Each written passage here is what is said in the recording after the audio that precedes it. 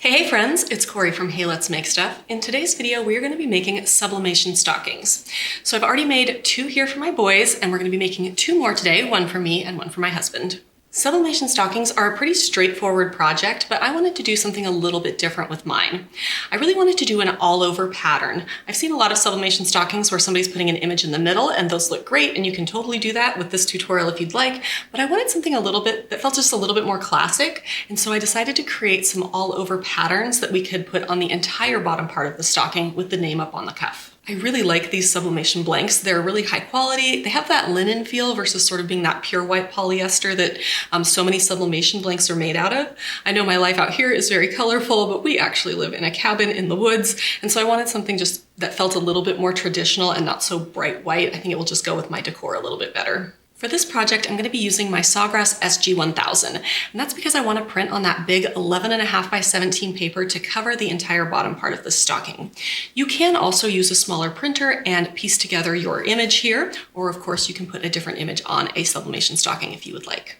I'm going to be using my trusty Walla press from Heat Transfer Warehouse. It is a 15 by 15 clamshell press, and I really love it.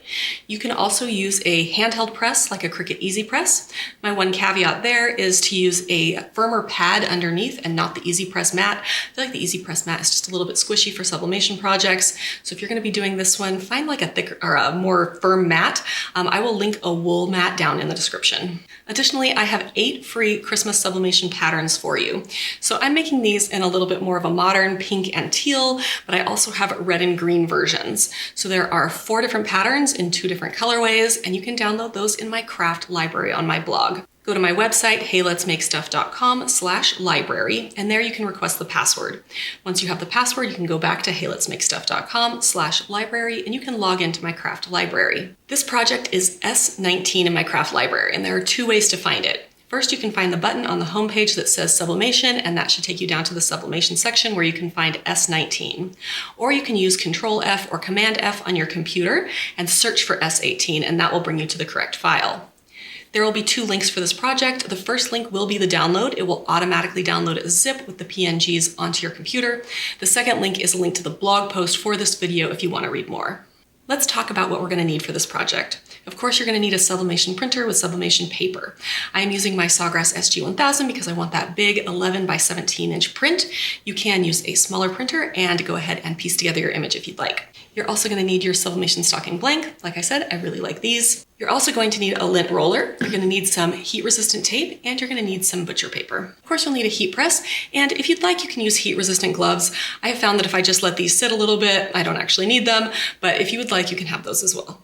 I originally planned on using Sawgrass Design Mate to make my project, but I was having some issues this morning that I couldn't figure out, so we're going to use Photoshop instead. You can use any program where you can tile your image. I know that you can do this in something as simple as Google Docs, so you don't have to have Photoshop to do this. It's just very easy to do in Photoshop, so that's what I'm going to use. Let's pop in there and make the design. In Photoshop, I'm going to create a new file. I'm going to give it the dimensions of my paper, so I'm going to make it 11 inches wide by 17 inches tall. Now I'm going to place my PNG file. I'm going to go to File, Place Embedded, and then I'm going to navigate to where that file is. It will automatically put that file right in the middle, and I'm going to go ahead and drag it up here to the top. Then I'm going to place that same image once again, and because the pattern is repeating, you should be able to line it up just perfectly and hit Enter, and now you have a full sheet of this pattern. I'm going to hit Print, and then in the print settings, I'm going to choose my Sawgrass S1000. I'm going to click Print Settings, and I'm going to choose that larger tabloid size paper. I'm going to make sure I have my layout set to Portrait. And then if you have an image that needs to be reversed, scroll all the way down and under Functions, choose Emulsion Down. This image, it doesn't matter if it's reversed. I am going to click Emulsion Down just because I like to remember that I need to do that every single time. Then I'm going to hit Print. And then I'll do the same with my second image. I also went and created a document with all 4 of our names, and I printed that as well. All right, I have my 2 patterns here, as well as our names printed. First thing, you're going to want to set your heat press. So I set it to 400 degrees for 60 seconds. I also tested the pressure to make sure that I had medium pressure for these stockings. Next, we're going to lint roll our stockings. You want to make sure that you get rid of any dust, dog hair, lint, my own hair. I feel like stuff is everywhere in my house, so let's make sure to get these very, very clean. Then I'm going to pre-press each of my stockings to remove any moisture and give us a nice flat pressing surface. Because these are actually a little bit bigger than my press, I am going to pre-press them in 2 parts. Then, to make it easier to press the bottom part of the stocking, let's unroll the cuff. They don't unroll perfectly, but it will be good enough for us to press. Now I want to press on this side of my stocking, so I'm going to flip them over.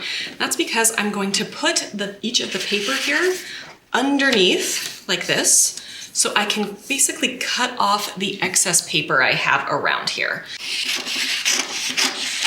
This does not need to be precise. We just don't need this extra bit sublimating here. Just like that.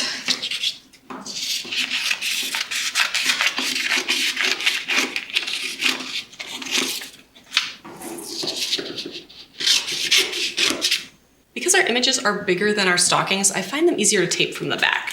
So I'm just going to add a few pieces of tape along the edge here to secure that image to our stockings. Now we are ready to press. So I'm going to pull out the drawer of my heat press. I love this feature of this heat press. And because these stockings are quite large, I'm going to put 2 pieces of butcher paper down on my bottom mat here. Then I'm going to put my stocking in my heat press with the image side up. So the image is on top and the stocking is on the bottom.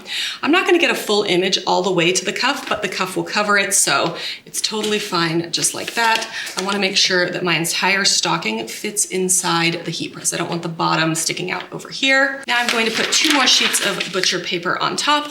This will protect the plate of my press from any ink blow out through the paper. And then I'm going to go ahead and push this in and press it for 60 seconds. Let's peel back the paper and see how we did. Oh my goodness, I love the trees. So cute. And then the starbursts. Oh, also super cute. I don't know, I really like the starbursts too.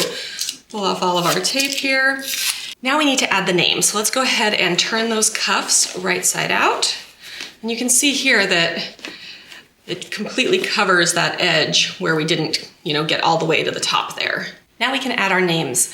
I'm just going to center them here on the cuff and use that heat-resistant tape to secure it.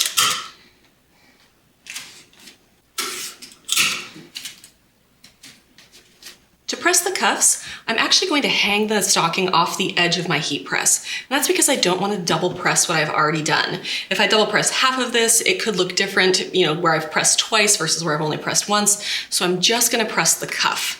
So again, I'm going to add that piece of butcher paper to my press, just at the edge here. And then I'm going to put my stocking just like this. I want to make sure that the name is covered, but nothing that I did before below the cuff is in the press. I'll add my second piece of butcher paper, just like that, and push it all in. And then I'm going to press for 60 seconds for the name. Let's see how these names turned out. Peel this back. Perfect. This one as well, still a little toasty.